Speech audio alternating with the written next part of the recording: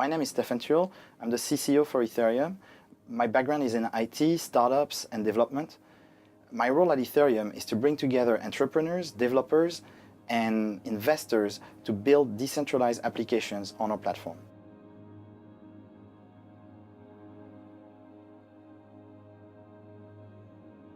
Ethereum is an open source platform to build, distribute next-generation decentralized applications.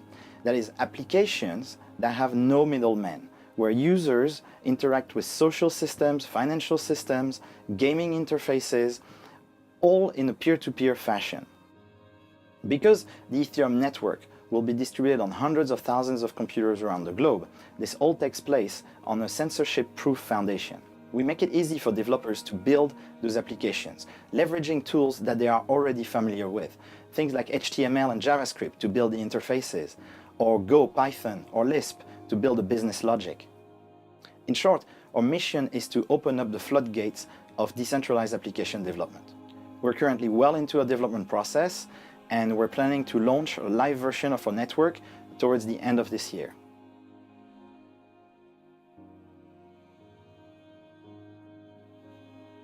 Most of the services you use today have one thing in common: they're centralized. So for example, you trust your bank to keep your money safe, to be independently audited, and to be honest.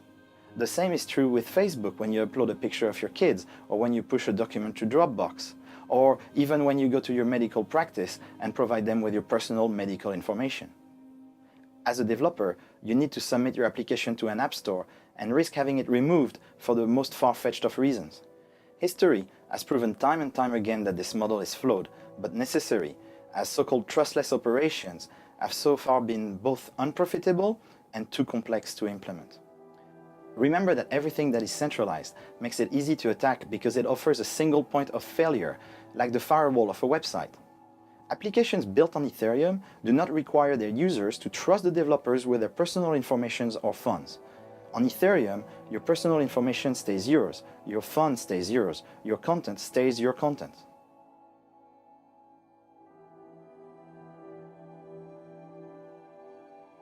Ethereum is an application programming platform, so what can be built on Ethereum is only limited by the creativity of their developers. That said, such technology has three types of applications that immediately comes to mind. The first are individual currencies. Imagine if you're an artist and you want to support yourself by issuing a brand new currency. If you want to support this artist, you'd purchase that currency, technically investing in their own personal IPO. And as those millions of currencies are traded on decentralized exchange, currency itself becomes a representation of your values and not just a means of exchange. Ethereum makes it straightforward to issue your own token of values, so you can reward your users for actions that they take even outside of the network, such as a Foursquare check-in, for example, or participating in a grid computing project. Imagine how the relationship between consumers and retailer would change if instead of issuing loyalty points, retailer would issue crypto tokens of value that could be then exchanged for goods and services on decentralized market, or even other tokens of value such as air miles. Another interesting application of this concept is that today on Facebook, if you help identify artists that subsequently become successful by pressing the like button, that value goes to Facebook advertisers, not the content producers, not you. On Ethereum, on the other hand, both the content creator and the early adopter would be rewarded for identifying that artist. It's a brand new revenue model that's never been seen before, and it could completely revolutionize the way we think about revenue on the internet today. The second type of application that I foresee as being very successful on Ethereum are applications that currently require a middleman. Users are tired of paying exorbitant fees to companies such as eBay, Kickstarter, or Airbnb. On a peer-to-peer network, the existence of a middleman is limited to bringing true value add, such as insurance, for example, rather than just putting two people in contact with each other. And for a decentralized Kickstarter, instead of receiving a pre-order product that quickly becomes obsolete or just a t-shirt, instead, users could be rewarded with tokens of value into the startups that they invest in. The third type of applications are financial ones.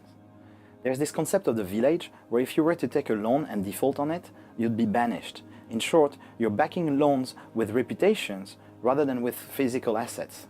Now, this is a successful concept in the developing world, where microfinance companies have experienced very low default rate.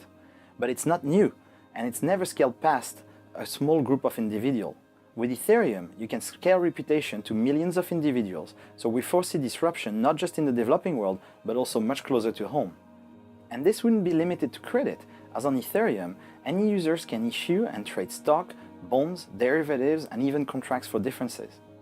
It may even be that the Ethereum applications that will have the most impact on the world haven't been invented yet, just like it took 4 years for social networks to appear on the web, and a couple more years to see them diversify and invent novel applications such as microblogging.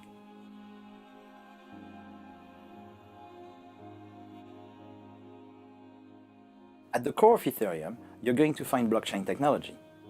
If you look at centralized application, you'll find they reach trust by being closed, firewalls and security teams that you have to trust to do their job well.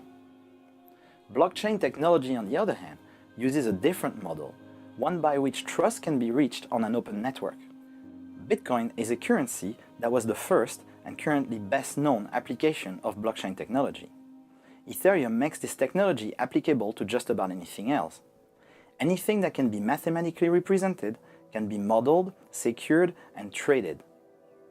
And just like in Bitcoin, where you do not need to trust into a bank or a central authority to keep your funds safe, on Ethereum, your personal information, your identity, and your funds stay under your control at all times. On Ethereum, developers write business logic into what we call contracts.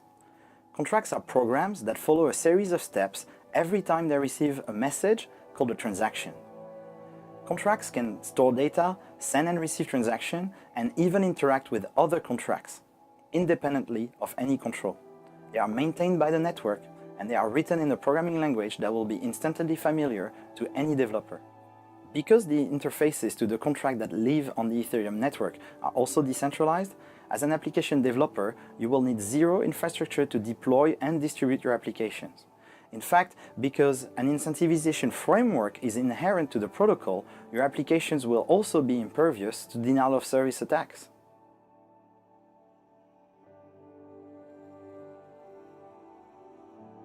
A future application of Ethereum are DAOs, or Decentralized Autonomous Organization. A DAO consists of one or more contracts and could be funded by a group of like-minded individuals. A DAO operates completely transparently and completely independently of any human intervention, including its original creators. A DAO will stay on the network for as long as it covers its survival cost and provide a useful service to its customer base. You can think of Ethereum as a programmable, distributed network. The fact that Ethereum is by its very design both fraud and tampering resistant means that it offers a new range of solutions to everyday problems that are currently solved at great expense. Voting machines, domain name registration, registration of legal documents, medical software, transfer of goods, of services, of smart property between individuals, contracts between individuals, reputation systems, and financial derivatives. All those applications can build on a network where users stay in control of their funds and their personal information at all times. Ultimately, Ethereum is not here to undermine or to strengthen any existing system. It's a third way beyond voice versus exit. There are of course challenges ahead of such an ambitious project.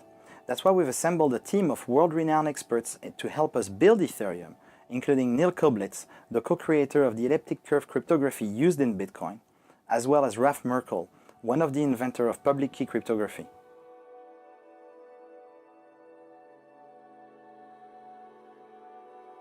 We're currently in pre-alpha stage, but developers can already try their hands at our proof-of-concept builds, which are rapidly iterating towards a version 1 during the last quarter of this year. Our most recent release include easy-to-build interfaces for applications, which themselves will be decentralized on a tamper-proof network. A good place to start for somebody who wants to learn more about Ethereum would be to consult the white papers that describe our protocol in detail and are available on our website at ethereum.org. We're also on Reddit, Twitter, IRC, Facebook, Google+, and all the links were posted in the description of this video.